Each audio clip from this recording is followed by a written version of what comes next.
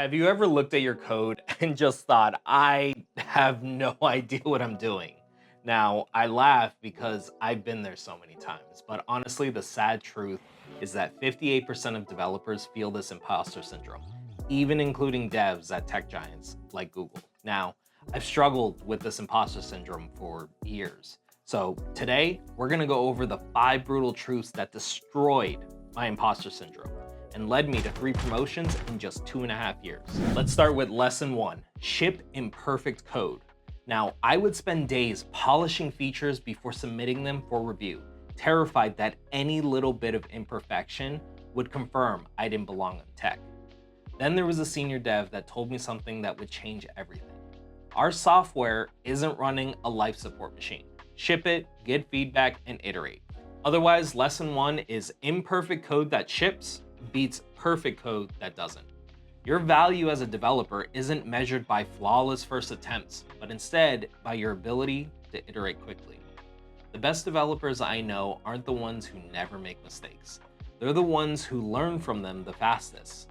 When you learn to ship imperfect code, you destroy a major source of imposter syndrome. Lesson 2, run your own race. Now, I would get obsessed over people on my team who seemed to know every single algorithm or every single framework, despite having way less experience than me. My perspective shifted when my mentor pointed out that comparing my chapter 3 to someone else's chapter 10 was not only unfair, but irrelevant for my own trajectory. So lesson 2 is your only competition is the developer that you were yesterday. Some people started coding at 12.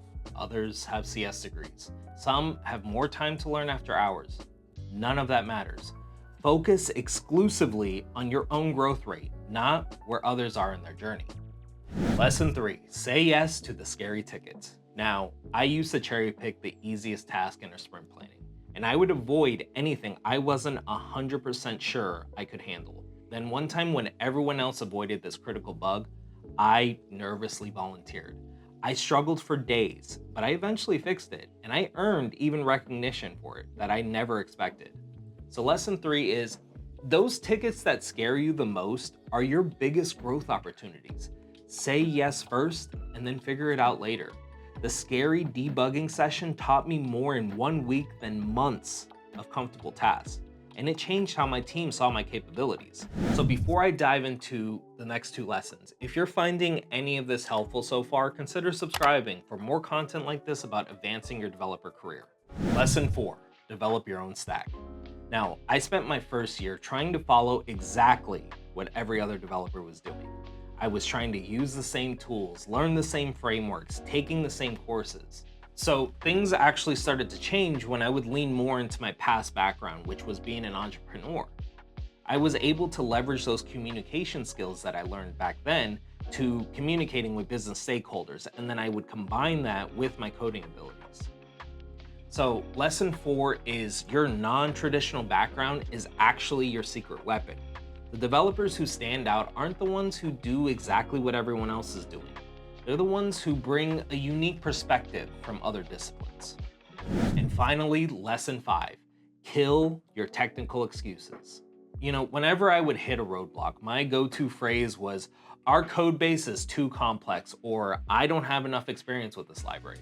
And finally, my tech lead called me out one day and he said, those are explanations, not solutions. So what are you gonna do about it? So lesson 5 is replace I can't because with how can I? You know, honestly, I feel that most technical excuses, they are just a mask for fixable issues. Is there a lack of documentation? Well, then just write it. Is the code that you're looking at confusing?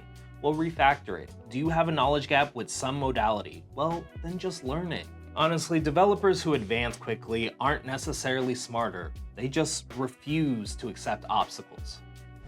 But at the end of the day, the most brutal truth I've learned is that imposter syndrome isn't something to just overcome. It's something to leverage, because every developer feels it. But those who advance the fastest aren't the ones who eliminate doubt entirely. They're the ones who act decisively despite it. Shipping imperfect code, embracing your unique background, taking on the scary challenges, eliminating excuses, and running your own race. These aren't just ways to feel better about yourself. They're the exact behavior that separates rapidly advancing devs from those who stay stuck. So I'll leave you with this. Your feelings will always lag behind your capabilities.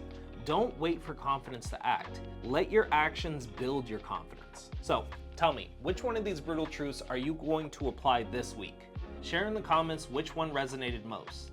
Otherwise, I'll see you in the next one.